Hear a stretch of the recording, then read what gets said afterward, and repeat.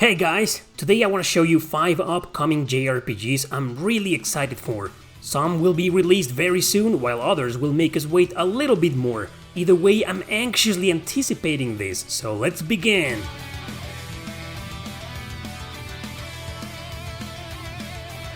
Alright, the first game I want to talk about is Fuga, Melodies of Steel.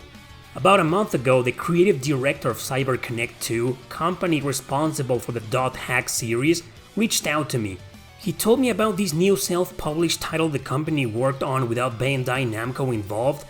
It's part of their Little Tail Bronx universe. What is that? The same universe games like Tail Concerto and most notably Sola to Robo take place in. This game, however, has a really dark premise that immediately got my attention. You take control of 11 kids striving to survive in a war-torn world destroyed by the fascist empire. The goal is to rescue their families taken prisoner by traveling in an ancient relic called the Tyrannies.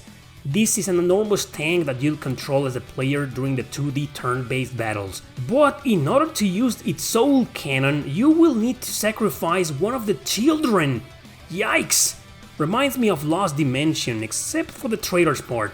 As you can see, the art style and graphics look absolutely beautiful, and the overall gameplay seems to be easy to understand and get into. As of the making of this video, I'm getting a review code soon, so I'll definitely stream the game. And this JRPG is set to be released on July 29, 2021 on all modern platforms. That's right, in less than 10 days. Really looking forward to this.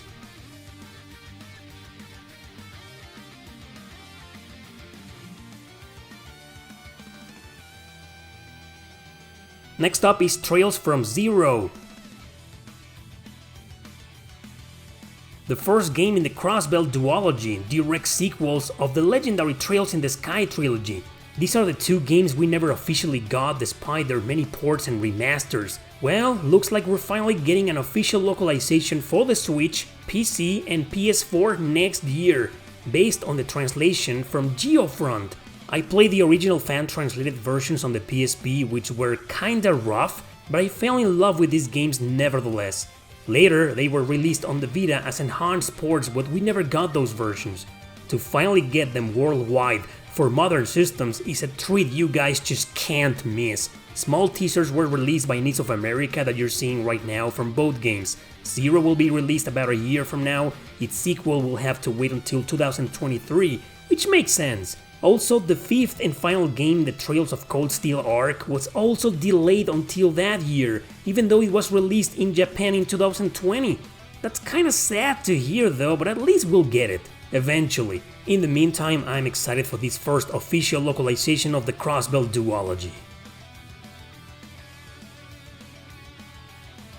Next up is Tales of Arise.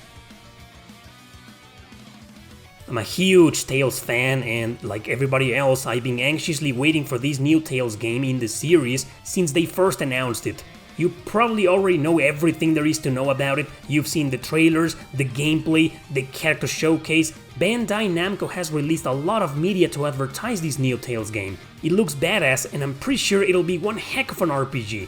It's coming out on September 10, 2021 on all modern platforms. What's interesting about this game is that it was developed by both veterans and newcomers alike, so it'll definitely have a different feel this time.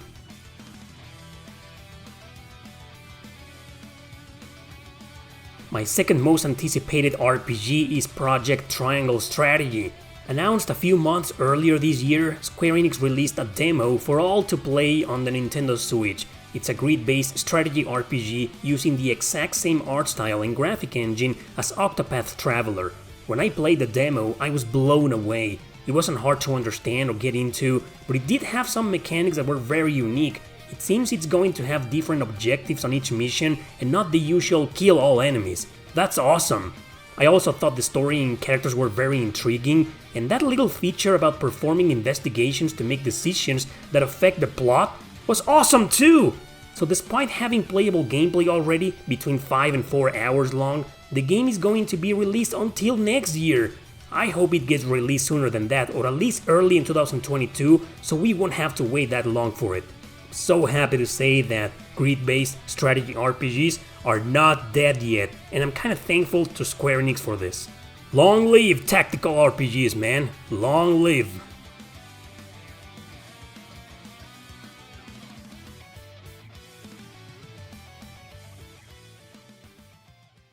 And my most anticipated JRPG is Shin Megami Tensei V, of course. No other JRPG has been as long awaited as this, very anticipated since several years ago, at least for me. Being a fan of this series since I was in my early 20s, I actually did a few videos about its controversial delays, because it was announced several years ago. Now that Atlus finally showed an official trailer with gameplay and not some short teasers like before, I was very excited. Japan will get it in November 11, 2021. The rest of the world will only have to wait one day! It will be exclusive to the Switch, which isn't surprising since previous main titles were also exclusive to Nintendo consoles. From what I've seen in all the gameplay footage that's been released so far, it looks amazing! Will it be worth the long and anxious wait we had for almost 5 years? It seems like it, so I'm hoping it'll be as groundbreaking as it promises to be.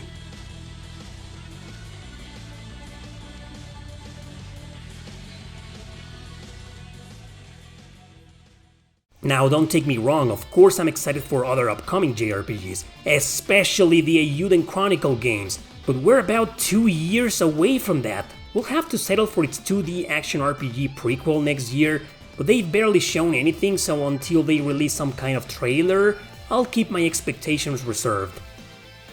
That's all for today, guys. Thanks for watching.